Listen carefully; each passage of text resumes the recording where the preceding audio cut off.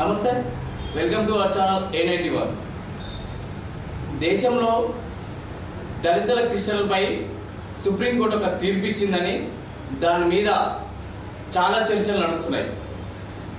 అసలు దళితులకి క్రిస్టియన్గా మారితే దళితులకే ఈ రిజర్వేషను ఈ యాక్ట్ అనేది రద్దు అనేది సుప్రీంకోర్టు ఇవ్వడం వల్ల దానిపై దళిత క్రిస్టియన్స్ చాలా దుమారం నేర్పే ప్రయత్నం చేస్తున్నారు. దానిపై సోషల్ మీడియాలో కూడా చాలా చర్చలు నడుస్తున్నాయి. దీనిపై ప్రెస్ మీట్ కూడా పెడుతున్నారు. దీనిపై మనం చర్చించనిక high court advocate Sai Prasad sir తోటి ఒక మాట్లాడే ప్రయత్నం చేద్దాం. దళితులు క్రిస్టియన్గా మారితే వీరికే ఈ చట్టము వర్తించదని ఎందుకు తీర్పు వస్తుంది? ఇందులో క్రిస్టియన్స్లో కూడా బీసీలు ఓసీలు కూడా, కానీ వాళ్ళకి వర్తిస్తలేదు. ఓన్లీ దళితుల మీదే ఎందుకు ఈ విధంగా నడుస్తుంది అనే దాని మీద పూర్తిగా సార్ని అడిగి తెలుసుకునే ప్రయత్నం చేద్దాం. సార్ నమస్కారం. సార్ నమస్తే సార్, మీరు చూసే ఉంటారు ఇప్పుడు నడుస్తున్న చర్చలు. ఇప్పుడు నేను చెప్పిన దాని గురించి మీకు ఐడియా వచ్చి ఉంటుంది. దానిపైన మీ అభిప్రాయం ఏంటి సార్? ఇది Chintada Anand versus state of Andhra Pradesh అనేది కేసు. ఓకే. అయితే సుప్రీంకోర్టుకి వెళ్ళే బిఫోర్ అది ఎస్సీ ఎస్టీ కేసు ఆంధ్రప్రదేశ్లో గుంటూరులో ఫైల్ చేసిన కేసు. దాంట్లో సారాంశం ఏంటంటే, ఫస్ట్ సారాంశం తెలుసుకుందాం. కేసు సారాంశం తెలుసుకుంటే మనం తర్వాత మొత్తం హిస్టరీలోకి వెళ్తాం. Okay sir. కేసు సారాంశం ఏంటంటే, ఆనంద్ అనే ఒక వ్యక్తి ఎస్సీగా పుట్టి పెరిగిన తర్వాత ఒక 10 సంవత్సరాల క్రితం, ఆయన వయసు ఇప్పుడు 40 అనుకుందాం, 40 అనుకుంటే 30 సంవత్సరాలు క్రిస్టియన్గా కన్వర్ట్ అయ్యి ఒక పాస్టర్గా ఆయన ప్రార్థనలు చేయడం, అందరి ఇళ్ళకి వెళ్ళి చేయడం అనేది స్టార్ట్ చేశాడు. ఓకే. దేర్ఫోర్ అక్కడ ఏమైపోయిందంటే, కొంతమంది యువకులు ఆయనని థ్రెటన్ చేశారు అనేది ఒక కేసు. ఫస్ట్ థ్రెటన్ చేసిన తర్వాత మూకుమ్మడి దాడి చేశారు నా పైన అనేది ఆయన పెడుతున్న ఎలిగేషన్. అది పోయి పోలీస్ స్టేషన్లో ఎస్సీ ఎస్టీ అట్రాసిటీ కేసు అనేది ఫైల్ చేయడం అనేది జరిగింది. తర్వాత ఫైల్ చేసిన తర్వాత ఇన్వెస్టిగేషన్ అనేది చేసి పోలీస్ వారు ఒక ఛార్జ్ షీట్ అనేది కోర్టులో ఫైల్ చేశారు. దేర్ఫోర్ ఒక 30 మంది మీద ఆయన ఎలిగేషన్ అనేది ఫ్రేమ్ చేశారు, నా మీద ఈ 30 మంది దాడి చేశారు అని. దాన్ని బేస్ చేసుకొని ఎఫ్ఐఆర్ ఫైల్ అయిన తర్వాత, ఛార్జ్ షీట్ ఫైల్ అయిన తర్వాత ఈ 30 మందిలో కొంతమంది ఏం చేశారంటే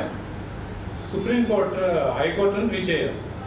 హైకోర్టుకి రీచ్ అయ్యి, మా ఎగ్నెస్ట్గా ఫైల్ అయిన ఛార్జ్ షీట్ని క్వాష్ చేసేయండి, ఆయన ఎస్సీ ఎస్టీకి సంబంధించిన వ్యక్తి కాదు, క్రిస్టియన్గా కన్వర్ట్ అయ్యారు, దేర్ఫోర్ ఆ చట్టం ఏదైతే ఉందో అది మాకు వర్తించదు, దాన్ని క్వాష్ చేయండి అని హైకోర్టుకు వెళ్ళాడు ఆయన.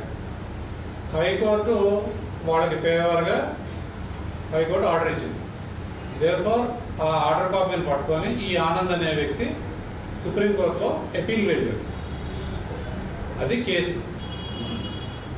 అయితే కోర్టు అనేది ఎలా ఉంటుందంటే, ఏ కోర్టు అయినా కానీ మనం ఇచ్చిన ఆధారాలు, మనకున్న చట్ట పరిధి ఏదైతే ఉందో ఇప్పటిదాకా ఫ్రేమ్ చేసిన కాన్స్టిట్యూషన్ కానీ వాట్ ఎవర్ ఇట్ మేబీ, ఆ రూల్స్ కానీ రెగ్యులేషన్స్ కానీ వాటిని బేస్ చేసుకొని మాత్రమే, లేదా ఆ రిఫరెన్స్ కొన్ని జడ్జిమెంట్స్ ఏమైనా ఇంతకు ముందు ఇచ్చి ఉంటే వాటిని రిఫర్ చేసుకుంటూ ఒక జడ్జిమెంట్ ఇస్తుంది.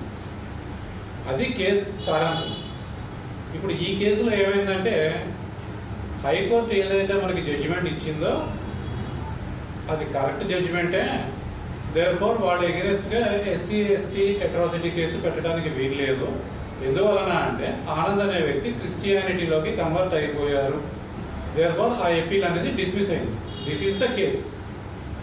దళితుల క్రిస్టియన్స్లో కూడా వాదన, ఫస్ట్ వాళ్ళు మీ ఏ మతంలో ఉన్నా ఈ వివక్షతని, క్రిస్టియన్స్లో పోయినా కూడా మమ్మల్ని ఈ వివక్షత అట్లనే ఉన్నది, కానీ అయినా కూడా మేము ఆ వివక్షత కొరకే మేము ఇందులోకి వచ్చినాం.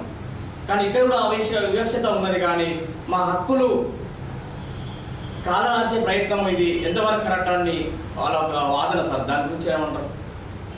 వివక్షత అనే కాన్సెప్ట్ ఈ రోజున ఉదయించింది కాదు. అది ముందు నుంచి తరతరాల నుంచి మనకి బిఫోర్ ఇండిపెండెన్స్ అక్కడి నుంచే ఉంది. ఇది రాజుల కాలం నుంచి అది వస్తూనే ఉంది. ఏంటంటే దీనికి మనం కాన్సెప్ట్ ఎప్పటి నుంచి మనం రెడీ చేసుకుందామంటే ఇండిపెండెన్స్ నుంచి మనం చూసుకుంటే రాజ్యాంగం అనేది ఒక ప్రక్రియ. ఒక రాజ్యాంగాన్ని బేస్ చేసుకొని మన భారతదేశంలో ఆ ఫ్రేమ్వర్క్, రాజ్యాంగం అనే ఫ్రేమ్వర్క్లో రూల్స్ అండ్ రెగ్యులేషన్స్ అనే ఒక పరిధి పెట్టుకొని దాంట్లో ఇండియన్ గవర్నమెంట్ కానీ మనం కానీ ఎగ్జిస్ట్ అవుతున్నాం. రాజ్యాంగానికి వచ్చేటప్పటికి ఏమవుతుందంటే లెజిస్లేచరు, ఎగ్జిక్యూటివ్, జ్యుడిషియరీ కింద 3 భాగాలు విభజించారు దాన్ని.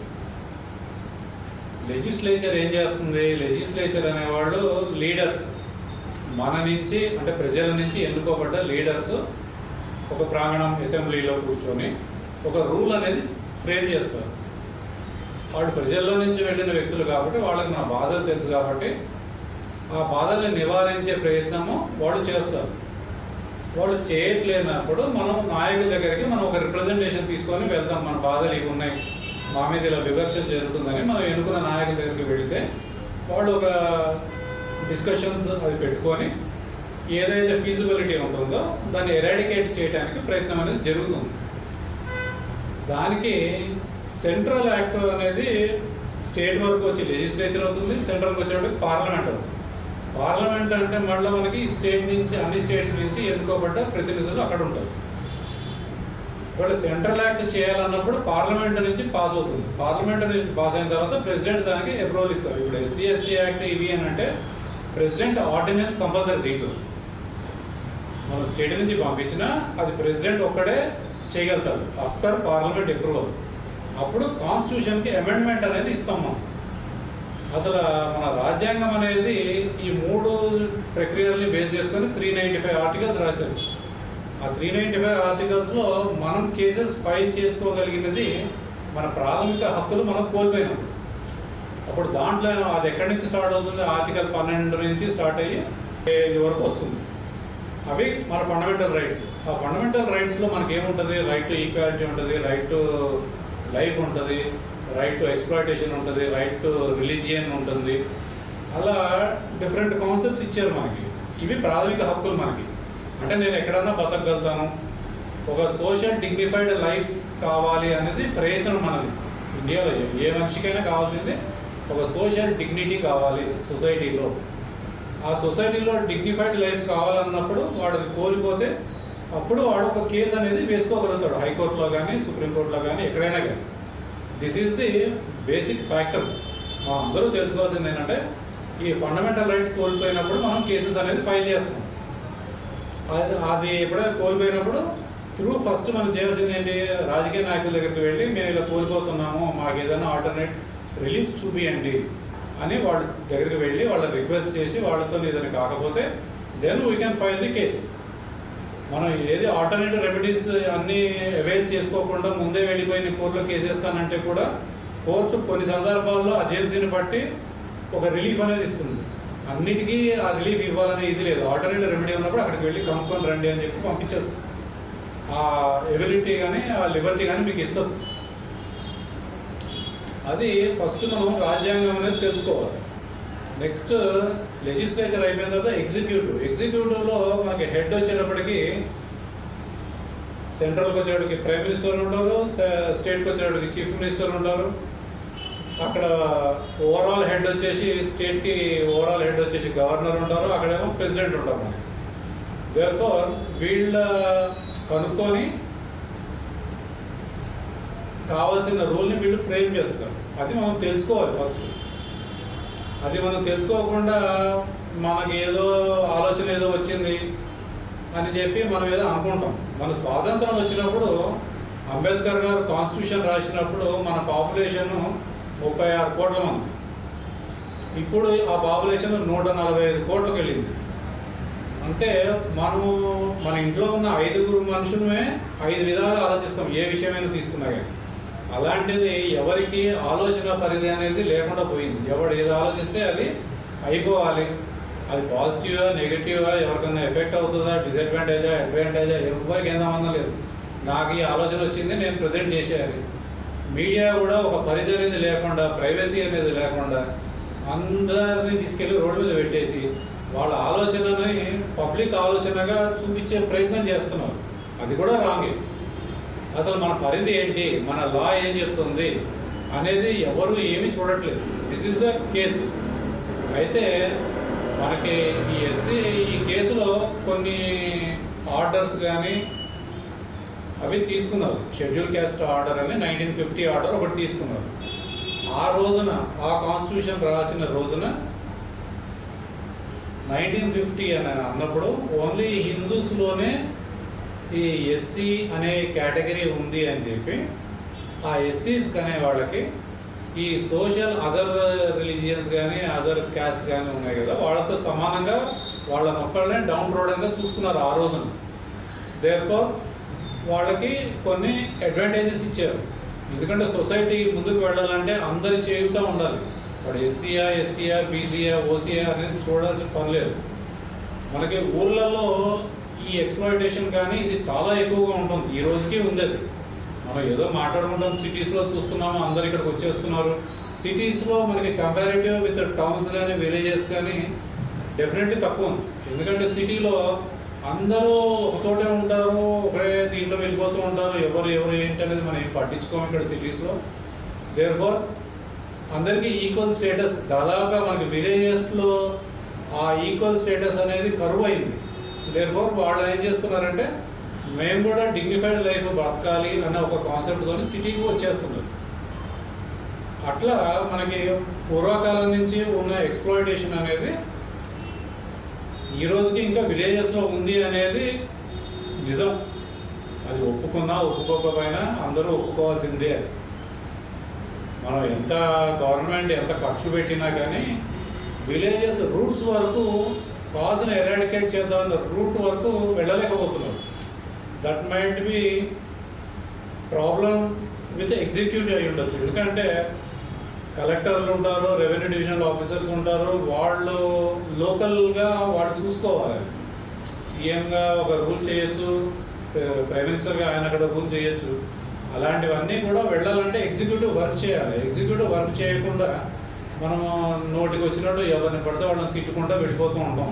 అది రాంగ్ వే. అసలు ప్రాబ్లం ఎక్కడుంది అనేది కంపల్సరీ ఒక మిషనరీ ఉండాలి. ఎందుకు వస్తుంది ఒక ప్రాబ్లం అనేది, అది మిషనరీ ఉంటే కనుక దానికి ఒక రూల్ ఫ్రేమ్ చేసి ఒక కాన్సెప్ట్ అనేది తయారు చేయొచ్చు. దాని ద్వారా మనం దీన్ని తగ్గించే ప్రయత్నం, వివక్షత అనేది తగ్గించే ప్రయత్నం మనం చేయొచ్చు. ఆర్టికల్ 25 మత స్వేచ్ఛ హక్కు చెప్తుంది. దాని ప్రకారం కూడా ఏ మతంలోనైనా ఇక్కడ వివక్షత ఉందని, ఇక్కడ వాళ్ళకి కంఫర్టబుల్గా ఉన్నదనా లేదనా సంథింగ్ దాన్ని బట్టి వాళ్ళ ఇష్టమైన మతం కూడా తీసుకోవచ్చు అని మన రాజ్యాంగం కూడా మనకు చెప్తుంది. అవి ఇక్కడ చెబుతుంది. మళ్ళీ ఇక్కడికి పోతాలకే నీకు ఇందులో ఉన్న హక్కులు నీకు ఇందులో లేవు అని కూడా దానిపైన కూడా చాలా పెద్ద చర్చ నడుస్తుంది. దీని గురించి ఏమంటారు? మనకి ఆర్టికల్ 25 అనేది రిలీజియన్, మనకు కావాల్సిన రిలీజియన్ని మనం ప్రొఫెస్ చేసుకోవచ్చు, ప్రాక్టీస్ చేసుకోవచ్చు అనేది మనకు ఒక రాజ్యాంగ అధికారిగా మనకి ఇచ్చారు. అదే ఆ రోజున అంబేద్కర్ గారు 7 సభ్యుల కమిటీకి హెడ్ చేసి రిలీజియన్ ఆ రోజున ఎస్సీ అనేది ఒకటే మనం డౌన్ ట్రోడన్ కింద చూసాం 1949లో. క్రిస్టియన్ అనేది ఆ రోజున ఆ డౌన్ ట్రోడన్ కేటగిరీలోకి వాళ్ళ పరిధిలోకి తీసుకోలేదు. దేర్ఫోర్ ఎస్సీస్ ఒకళ్ళనే దాంట్లో తీసుకొని 1956లోనేమో 6కి సిక్ రిలీజియన్ వాళ్ళకి ఇచ్చారు. తర్వాత 1990లో బుద్ధిజంని కూడా దాంట్లో తీసుకున్నారు. ఇప్పుడు పాపులేషన్ వచ్చేసేటప్పటికి మనకి ఏమవుతుంది, ఈ క్రిస్టియన్ పాపులేషన్ వచ్చి ఈ 145 కోట్లు, 3 కోట్లు, 4 కోట్ల మంది ఉన్నారు. ఈ ఎస్సీస్ అనేవాళ్ళు మనకి చాలా ఉన్నారు పబ్లిక్. అందుకనే రిజర్వేషన్ అనేది కూడా మనకి ఎస్సీస్కి 15% రిజర్వేషన్ ఇచ్చారు. ఈ క్రిస్టియానిటీ అనే దాన్ని బీసీసీ కింద తీసుకున్నారు. క్రిస్టియానిటీ అనేది ఇప్పుడు కన్వర్టెడ్ క్రిస్టియన్, ఇప్పుడు ఎస్సీస్లో నుంచి కన్వర్టెడ్ క్రిస్టియన్స్ ఎవరైతే ఉంటారో వాళ్ళని బీసీసీ కింద తీసుకోవాలి. అది మనకి రాజ్యాంగంగా ఒక చట్టం అనేది ఉంది. ఆ చట్టం అనేది ఉంది కాబట్టి సుప్రీంకోర్టు అనేది ఆ జడ్జిమెంట్ని ఫ్రేమ్ చేసింది. మీకు ఏదైనా రూల్ ప్రకారమే జరగాలి ఏ జరిగినా. ఇప్పుడు అడ్డదిడ్డంగా సుప్రీంకోర్టు కూడా వాళ్ళ అధికారిక ఇది ఉపయోగించి, అథారిటీ ఉపయోగించి వాళ్ళ మనసులో ఉన్నది చెప్పడానికి ఉండదు. పరిధి దాటకూడదు, ఎవరైనా కానీ చట్టాలు దాటకూడదు. అది మనకి జరుగుతున్న ఇష్యూ ఇక్కడ. ఎవరి చేతిలో కంటే వాళ్ళ చేతిలోకి చట్టాలను తీసేసుకుంటాం, పోలీసులు అవసరం లేదు, మేమే పోయి చంపేస్తాం, పొడి చేస్తామంటే ఇంకా చట్టాలు ఉన్నవి ఎందుకు, రాజ్యాంగాలు ఎందుకు ఉన్నాయి మనకి ఇక్కడ? అది అనాగరికతలోకి వెళ్ళిపోతాం, మళ్ళీ నాన్ సివిలైజ్డ్లోకి వెళ్ళిపోతాం. సివిలైజ్డ్లోనే మనకి వివక్షత అనేది ఇక్కడ కనిపిస్తుంది. ఇంకా అనాగరికతలోకి వెళ్ళిపోతే ఎవరి పరిధిలోకి, ఎవరి చేతిలోకి ఏది ఉండదు. అది పరిస్థితి. అందుకని అక్కడ ఏమైందంటే మనకి 2022లో ఒక కమిషన్ ఏర్పాటు చేయడం అనేది జరిగింది. కమిషన్ ఏర్పాటు చేసి కేజీ బాలకృష్ణన్ అనే ఒక జస్టిస్, ఫార్మర్ జస్టిస్ని, ఒక ముగ్గురు మెంబర్ల కమిటీ అది 2022లో ఫామ్ చేశారు. క్రిస్టియానిటీ, ముస్లిమ్స్ని కూడా మనము ఎస్సీస్లోకి మనం ఏమైనా తీసుకునే ఛాన్స్ ఉందా, వాళ్ళని డౌన్ రోడన్ కింద మనం ఎక్స్ప్లాయిటేషన్ అవుతున్నారు కాబట్టి డౌన్ రోడన్ కింద మనం ఏమైనా యాక్సెప్ట్ చేయగలుగుతామా అనేది ఒకసారి ఆలోచించండి అనేది చెప్పారు. అయితే 1953లో కాలా కలేకర్ కమిటీ అని ఒకటి ఫామ్ చేశారు. ఆయనే ఆ రోజున 2400 డౌన్ రోడన్ కమ్యూనిటీలు ఉన్నాయి అని చెప్పి ఆయన ఆ రోజునే ఇచ్చారు 1953లో. దాంట్లో మరీ డౌన్ రోడన్ వచ్చేసేటప్పటికి 890 ఉన్నాయి, దాదాపుగా 890 క్యాస్ట్ ఉన్నాయి. వాళ్ళందరినీ మనం డౌన్ రోడ్ కింద కమిటీని ఏర్పాటు చేయాలి అని అన్నారు, కానీ దాన్ని తీసుకోలేదు. 1976 నుంచి కూడా ఈ రిప్రజెంటేషన్ బీసీ అనే ఈ ఎవరైతే ఉన్నారో ఈ క్రిస్టియానిటీ అనేవాళ్ళు ఒక రిప్రజెంటేషన్ అనేది ఒక కమిషన్కి ఇస్తూనే ఉన్నారు. డిఫరెంట్ కమిషన్స్ వచ్చినాయి. ఇప్పుడు జరుగుతున్నది బాలకృష్ణ కమిటీ నడుస్తున్నది, వాళ్ళకు కూడా ఇచ్చారు. వాళ్ళు కూడా ఆలోచిస్తున్నారు. వాళ్ళ రికమెండేషన్స్ బేస్ చేసుకొని గవర్నమెంట్ మే కన్సిడర్ దట్ క్రిస్టియన్స్కి, ముస్లిమ్స్కి కూడా మనం ఎస్సీ హోదా ఇవ్వాలా ఇవ్వకూడదా అనేది గవర్నమెంట్ తీసుకుంటుంది. డైరెక్ట్గా వెళ్ళిపోయి ఇప్పుడు మనం ఎస్సీలో నుంచి బీసీసీలోకి కన్వర్ట్ అయినట్టుగా మనకి క్లియర్గా ప్రూఫ్ ఉంది అక్కడ. ఆయనే ఒప్పుకున్నారు. 10 years నేను పాస్టర్గా వర్క్ చేస్తున్నాను, 10 years నుంచి నేను ఎస్సీ కమ్యూనిటీ అని ఆయనే ఒప్పుకున్నారు.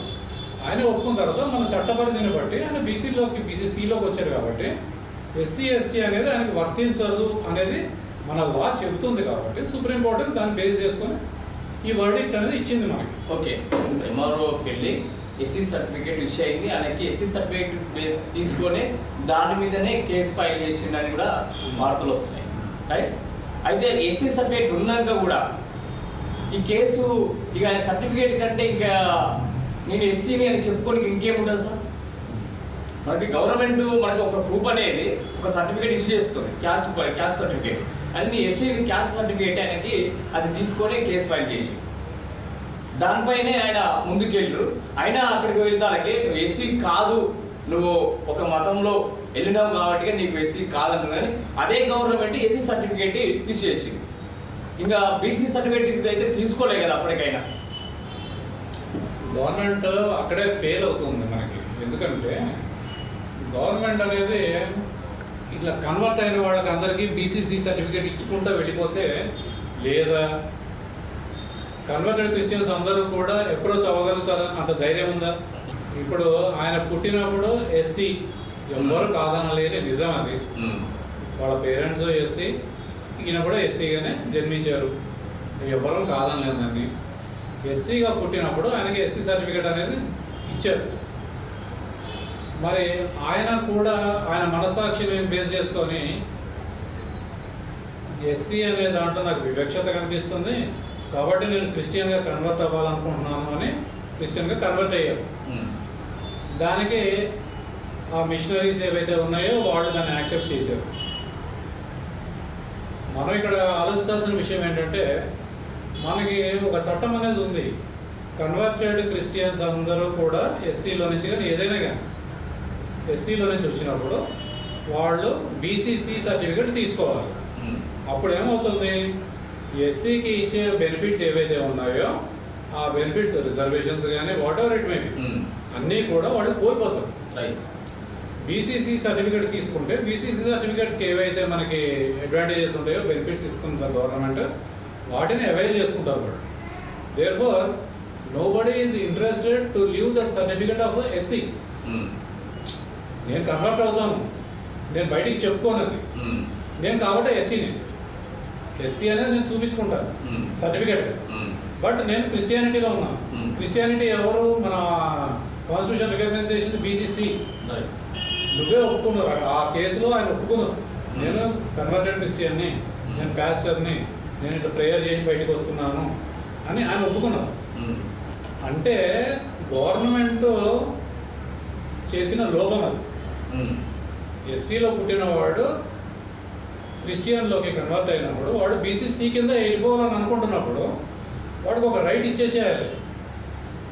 నాకు అవసరం లేదు ఎస్సీ సర్టిఫికెట్, నాకు క్రిస్టియానిటీ కావాలి. ఎందుకంటే క్రిస్టియానిటీ ఎస్సీ కింద మనం రికగ్నైజ్ చేయలేదు మన కాన్స్టిట్యూషన్. దేర్ఫోర్ నాకు బీసీ సర్టిఫికేట్ కావాలని నేను పెట్టుకోవాలి అప్లికేషన్. అప్పుడు గవర్నమెంట్ కన్సిడర్ చేస్తుంది, బీసీసీ సర్టిఫికేట్ ఇస్తుంది ఆయనకి. గవర్నమెంట్ తప్పు కాదు దీంట్లో. ఎస్సీ సర్టిఫికేట్ నేను తీసుకుంటాను, బీసీగా నేను బ్రతుకుతాను, నాకు ఎస్సీ బెనిఫిట్స్ కావాలి. అది ఎంతవరకు న్యాయం? ఇప్పుడు ఎస్సీ వాళ్ళు ఎంతమంది లూజ్ అవుతున్నారు ఆ సర్టిఫికేట్ వలన? ఆయన ఏం చేస్తున్నారు, క్రిస్టియానిటీలోకి కన్వర్ట్ అయ్యారు, వాళ్ళ పిల్లలందరూ కూడా మళ్ళీ ఎస్సీ సర్టిఫికేటే. ఆ ఎస్సీ సర్టిఫికేట్తో వాళ్ళకున్న అడ్వాంటేజెస్ ఏంటి? ఎడ్యుకేషన్ ఫ్రీ, జాబ్స్లో 15% reservation, examination fee free, marks తగ్గించి తీసుకోవాలి. ఎందుకంటే standard of life, dignity of life వాళ్ళకి పొందలేకపోతున్నారు. అది సిటీస్లో ఆ సర్టిఫికేట్ని యూజ్ చేసుకొని, ఎస్సీ సర్టిఫికేట్ని యూజ్ చేసుకొని చాలామంది ఎదిగారు. కొన్ని కోట్లలోకి వెళ్ళిపోయారు, కొంతమంది లక్షాధికారులు ఉన్నారు, చాలామంది ఉన్నారు. ఆ ఫైనాన్షియల్ స్టేటస్ ఒక లిమిట్ పెట్టుకొని వాళ్ళ స్టేటస్ దాటిన తర్వాత వాళ్ళకి ఆ సర్టిఫికేట్ తీసేస్తే వాళ్ళు కోటీశ్వర్లు అయిన తర్వాత ఇంకా వాడికి ఎస్సీ సర్టిఫికేట్ అవసరం ఏముంది వాళ్ళ పిల్లలకి? అది లేకుండా ఇప్పుడు ఈయన ఇక్కడ ఎస్సీ సర్టిఫికేట్ నేను తీసుకుంటాను, నేను బీసీగా బతుకుతాను అన్నప్పుడు బీసీలో దాదాపుగా మన తెలంగాణలో వచ్చేసి 112 సబ్ క్యాస్ట్ ఉంది. 112 సబ్ క్యాస్ట్లో ఈయన బీసీ కింద వెళ్తారు, ముస్లిమ్స్ వచ్చి బీసీఈ కిందకు వచ్చారు. ఇప్పుడు వాళ్ళకు ఉండే పర్సంటేజ్ 21% ఏమో అనుకుంటాను. 21%లో ఇప్పుడు 112 కింద గ్రూప్స్ కింద డివైడ్ చేశారు, ఏబిసిడిఈ. ఇప్పుడు వాళ్ళకి సుప్రీంకోర్టు ఒక గైడ్లైన్ ఉంది, మళ్ళీ రిజర్వేషన్స్లో 50% దాటకూడదు. ఇప్పుడు ఎస్సీ ఆయన దీంట్లోకి వచ్చాడు అంటే ఈయనకున్న ఎస్సీస్కి డైరెక్ట్గా 15% ఉంది.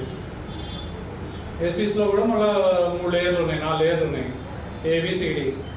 దీనికి వచ్చేటప్పటికి ఏబిసిడిఈ దాంట్లో 1% ఉంది, 2% ఉంది, డిఫరెంట్ రిజర్వేషన్స్ ఉన్నాయి దాంట్లో. ఈయన బీసీసీ కిందకు వస్తారు. ఈయన ఈ 15% వదిలేసుకొని 2%కి ఆయన వెళ్ళిపోతానంటే ఆయన సర్టిఫికేట్ తీసుకోవాలి ధైర్యంగా పోయి, నేను ఎస్సీ వదిలేస్తున్నాను, నేను బీసీసీ తీసుకుంటానని పోవాలి.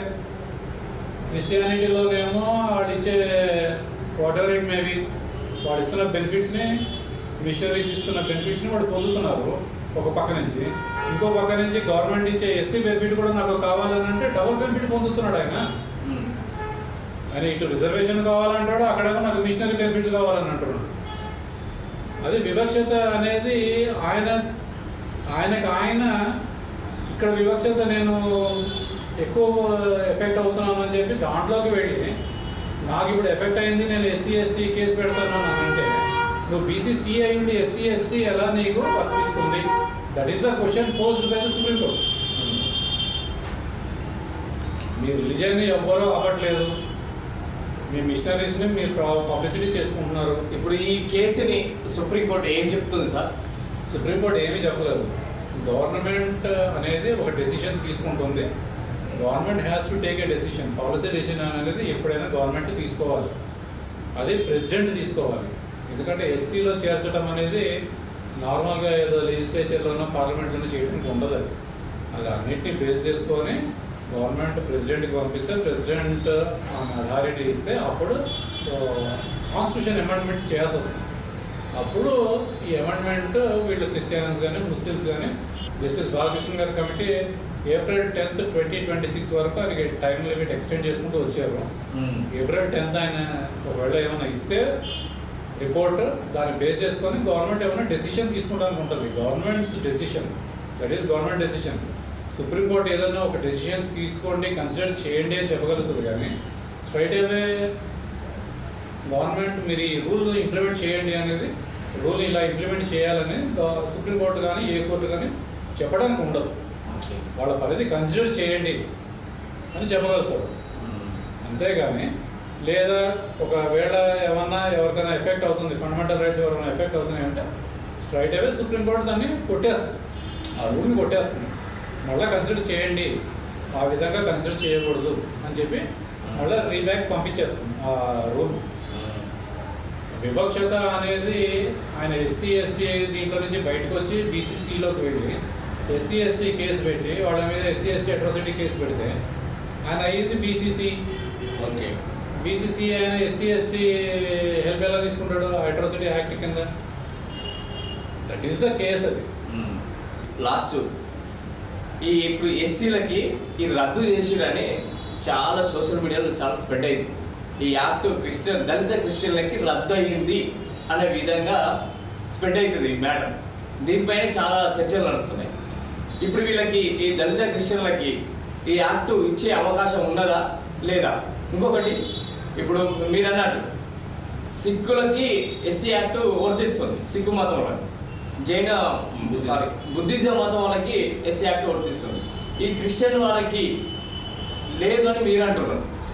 అది నెక్స్ట్ వచ్చే అవకాశాలు ఏమన్నా ఉన్నాయా? అది ఎట్లా రానికి ఏమన్నా ప్రాసెస్ ఎలా ఉంటుంది?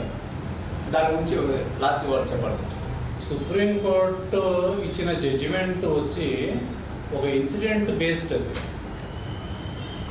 Converted Christian SC ST act base చేసుకొని వాళ్ళ మీద పెట్టిన కేసు వర్తించదు, అంతవరకే దాని కేసు. ఒక బీసీసీ అనే ఒక వ్యక్తి ఎస్సీ ఎస్టీ యాక్ట్ని యూజ్ చేసుకుంటున్నారు, అది రాంగ్ అని మాత్రమే సుప్రీంకోర్టు చెప్పింది. ఎస్సీ ఎస్టీ యాక్ట్ వీళ్ళకి క్రిస్టియానిటీకి వర్తిస్తుందా లేదా అనేది అసలు దాంట్లో పార్టే కాదు. ఎందుకనంటే క్రిస్టియానిటీ అనేది ఈ రోజుకి ఇంకా ఎస్సీ కింద మనం రికగ్నైజ్ చేయలేదు. That is under consideration of justice Balakrishnan గారు. అది రేపు రావచ్చు. ఏప్రిల్ 10th 2026 వరకు ఆయనకి ఒక టైం లిమిట్ ఇచ్చారు రిపోర్ట్ సబ్మిట్ చేయడానికి, 22 నుంచి టైం ఎక్స్టెండ్ చేసుకుంటూ వచ్చి. అది it is under consideration of the government. కంప్లీట్గా డోర్స్ క్లోజ్ చేసుకొని వాళ్ళకి వర్తించదంట. ఇక నా మైండ్లో ఈ ఆలోచన వచ్చింది, వాళ్ళు నాకు వివక్షత చూపిస్తున్నారు, సుప్రీంకోర్టు ఇట్లా చేస్తుంది, హైకోర్టు ఇట్లా చేస్తుంది. ఇదంతా ఏంటంటే ఒక రాంగ్ వైబ్ వెళ్తుంది పబ్లిక్లోకి. ఒక కంట్రోల్ అనేది లేకుండా అయిపోతుంది. ఎవరి ఆలోచన పరిధి వాళ్ళది అయిపోయింది. ఆ లిమిట్ అనేది ఉండాలి. ఒక చట్ట పరిధిలో ఆలోచన అనేది జరగాలి. ఏదైనా కానీ మన ఆర్టికల్స్ ఏం చెప్పినాయి అవి తెలుసుకోండి ఫస్ట్. దాన్ని బేస్ చేసుకొని రూల్స్ ఏమున్నాయి అది చూడండి. ఇంకొకటి కూడా నేను ఇంకొక ఎగ్జాంపుల్ చెప్తాను, which is not considered by supreme court. Inter caste marriage చేసుకుంటున్నాం మనం. ఇంటర్ క్యాస్ట్ మ్యారేజెస్ చేసుకుంటున్నప్పుడు పుట్టబోయే పిల్లలు ఒక ఫార్వర్డ్ క్యాస్ట్ అయిన బీసీ ఆమెను చేసుకున్నాడు ఫర్ ఎగ్జాంపుల్, లేదా ఎస్సీ ఎస్టీని చేసుకున్నాడు. అప్పుడు ఆ పిల్లవాడికి